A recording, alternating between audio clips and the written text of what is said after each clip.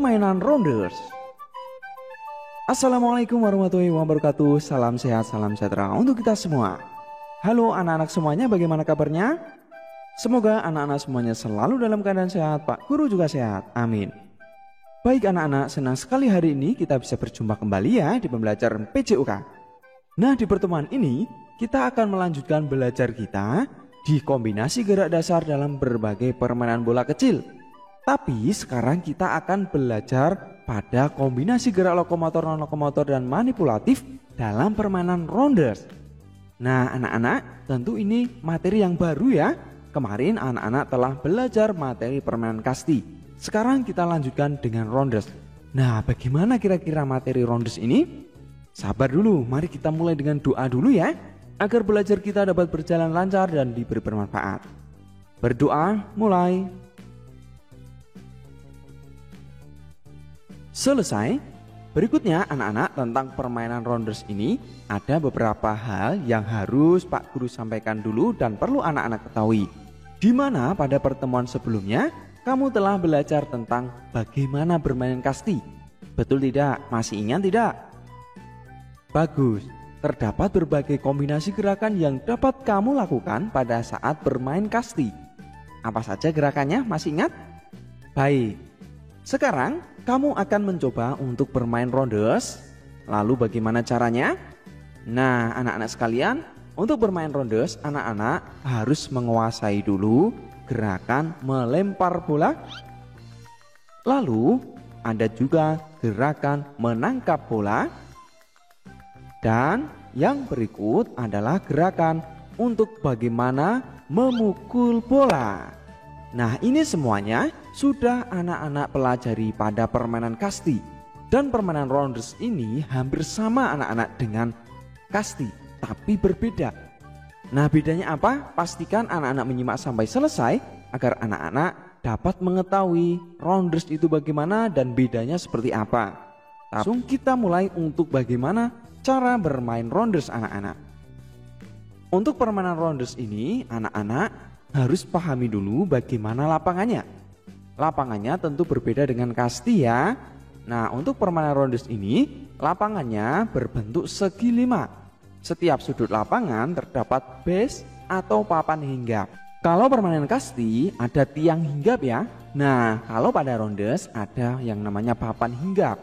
Lalu ada 5 base atau papan hinggap, yaitu tempat hinggap 1, 2, 3, 4, dan 5 atau rumah atau home base ya. Gitu anak-anak untuk lapangan. Bisa dipahami untuk lapangan?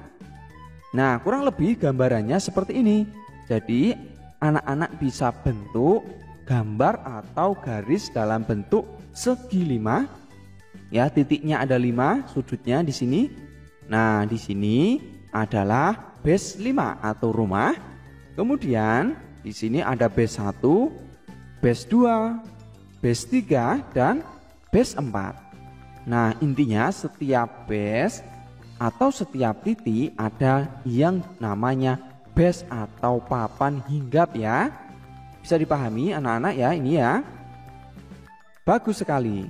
Setelah anak-anak menentukan ini, dan tentu anak-anak harus ingat ya, harus urut ya, 1, 2, 3, 4, 5 seperti ini. Tidak boleh diacak ya, harus urut sekali lagi. Dan yang berikut ada yang di tengah, yaitu untuk base atau tempat pitcher atau pelempar yang melempar bola untuk dipukul oleh tim pemukul nanti.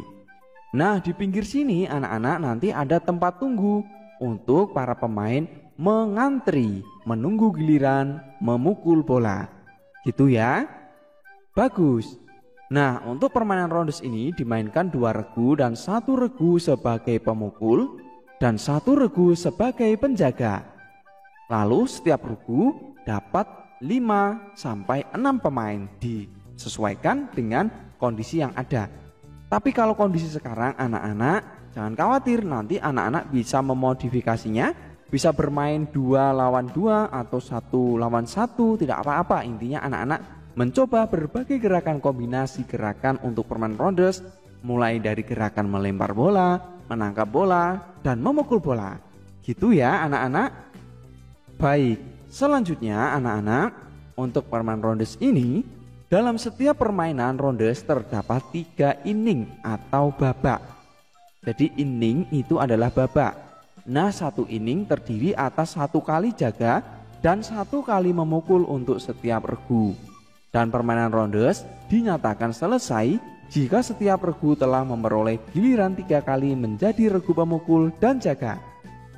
Bisa dipahami sampai di sini? Baik, berikutnya untuk regu pemukul berada di area bebas atau tempat tunggu. Pemain yang mendapat giliran memukul bisa menuju ke base 5 atau home base untuk bersiap memukul.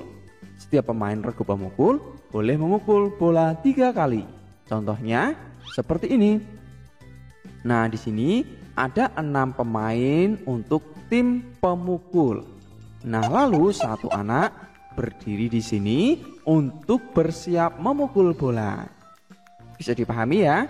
Dan yang lain menunggu di ruang tunggu atau tempat tunggu di sini.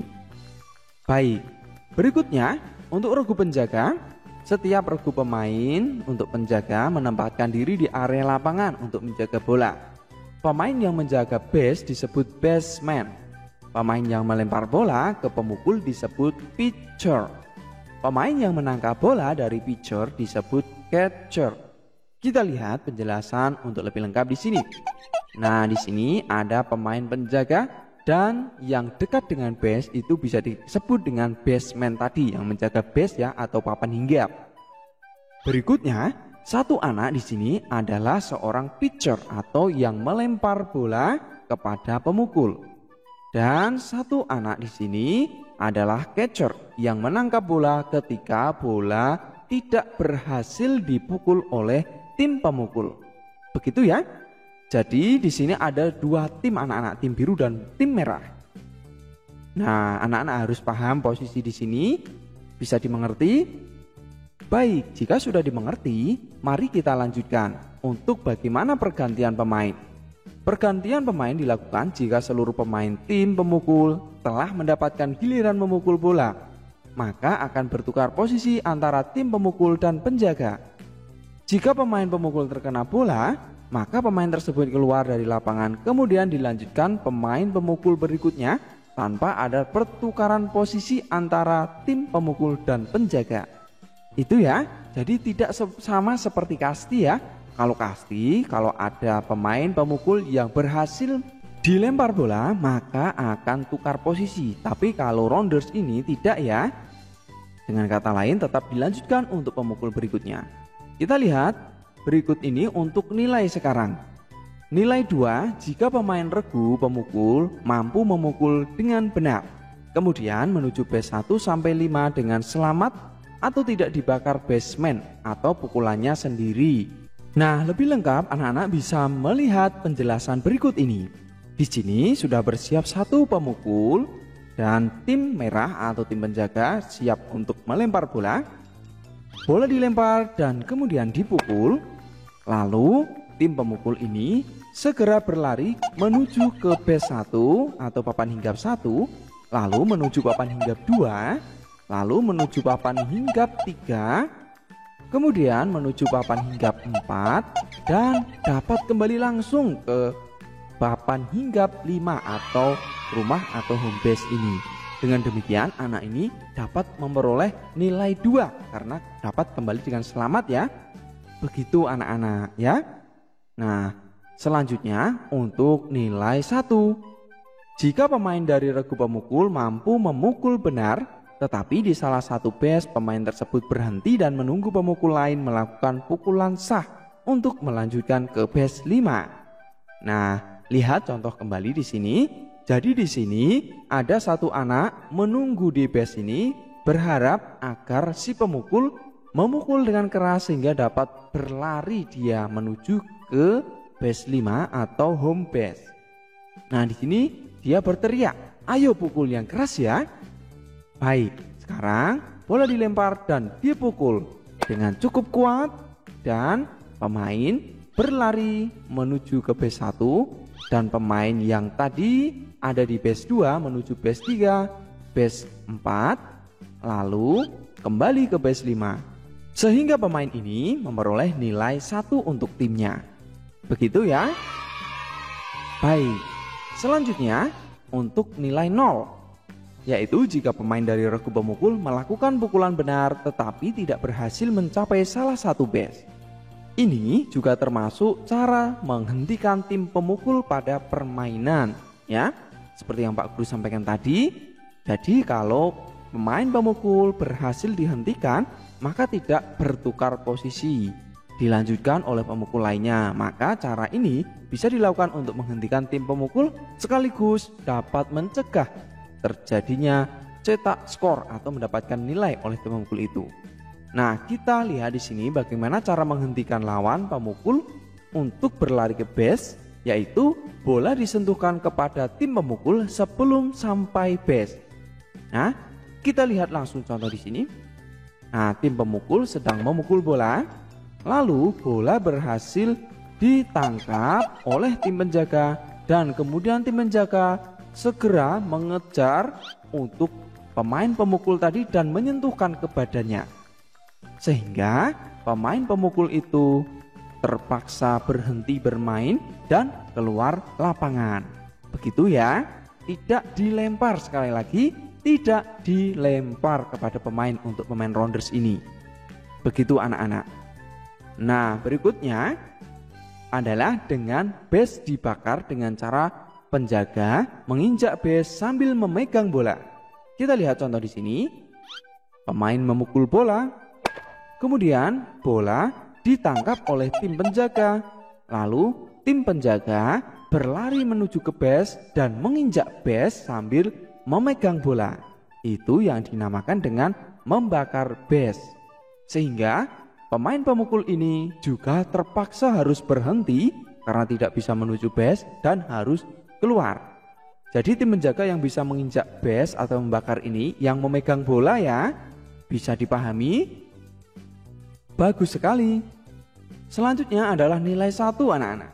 Nilai 1 jika pemain regu penjaga mampu menangkap bola pukulan pemain regu pemukul. Kita lihat contoh di sini. Jadi bola dilempar dan dipukul, kemudian berhasil ditangkap langsung oleh tim penjaga. Itu tim penjaga memperoleh nilai 1 juga ya. Bisa dipahami? Baik. Nah, begitu anak-anak. Dan selanjutnya anak-anak, mari kita mencoba. Pertama, jelaskan kombinasi gerakan yang dapat dilakukan dalam bermain rounders. Kedua, bagaimana caranya mendapatkan nilai pada permainan rounders. Ketiga, praktikan permainan rounders dengan peraturan yang dimodifikasi. Jadi anak-anak bisa bermain dengan tim atau orang seadanya di rumah ya. Bisa 1, 2, atau 3, 4 begitu ya. Paling tidak bisa 2 atau 4 orang ya, biar seru. Ajak keluarga, ajak kakak, adik, saudara yang ada di rumah ya. Tentu tetap mematuhi protokol kesehatan. Nah, sekian dulu belajar kita, mari kita tutup dengan doa. Berdoa, mulai. Selesai, sampai jumpa di pembelajaran selanjutnya. Assalamualaikum warahmatullahi wabarakatuh. Salam sehat, salam semangat, salam PJOK.